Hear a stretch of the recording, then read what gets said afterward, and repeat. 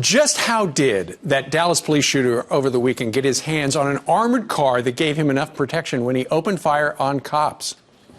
Hey, we have...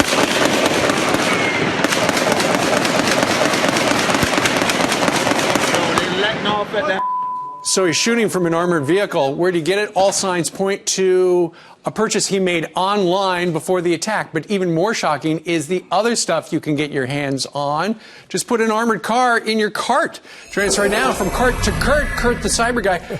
This is the vehicle the guy was in. 1995. Who did it used to belong to? So it used to ironically belong to the very same police department that they were, that was shot at, unfortunately. And then this went to governmentdeals.com. And then from Government Deals, it was bought by someone in Georgia. And then ironically, this suspect now went online on eBay, according to his father, and bought it right back and brought it back to the Texas area. And the way the law reads is military surplus that is no longer needed by the government may be acquired through public sales if the property is appropriate and safe for the sale to the general public. You would think that selling an armored car to anybody is not safe. It depends where you live, but the gun turrets on the side generally are not permitted on a. So these are the ports that let you put a firearm back through. And what it got us wondering is, why is this so easily available? Right. And what else can we buy? Okay. So we decided to go shopping for our own army. Online? Online, whatever you'd like to buy. Let me take you to one of the first examples. This is an armored SWAT doomsday truck. It is currently at $10,000. Inside of this, we can cart around all kinds of great people, as well as our weaponry, and we have lots of weight we can put on the top with whatever we decide to do with it once we get it. We go on to the next item, and I mean, just imagine we have a big warehouse and we just want to fill it up with this kind of stuff, and we're up to no good, right? Absolutely. Take a look at the next one that we have, which is just one more armored vehicle after another one. It's a tank. This is a personal carrier tank.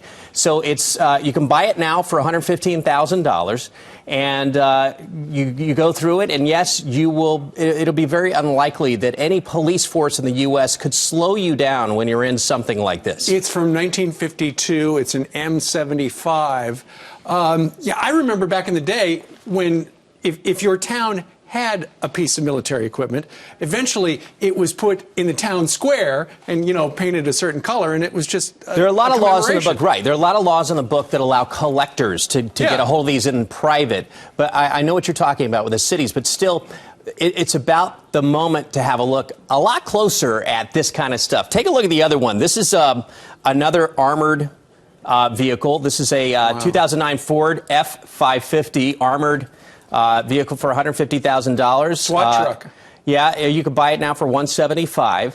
Again, this is a kind of vehicle that, why would someone need to have this? Why would they want to have this? And should they be allowed to go out on the road with something like this? I think that's the key. I think there are people who want it. The question is whether or not the stuff, once it's military surplus, should wind up in the hands of private individuals. Because we saw over the weekend, that can turn out bad. Extremely bad. Last item. Have a look at this one. For only $500,000, we can get this. It's a Teradyne. I can't even pronounce Isn't it. that RPV. from RoboCop? It looks like it, doesn't it? But this is a more modern.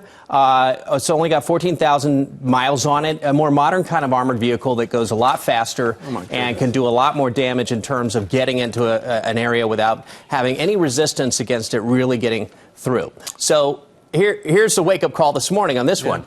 Why are these readily available for sale? eBay's own policy is sort of ambiguous when it comes to this kind of stuff. And what's on the law books state by state, and what is the federal government all about? It's for sale right now for $500,000. And that's all we need. According to that picture, it's currently located in a residential neighborhood.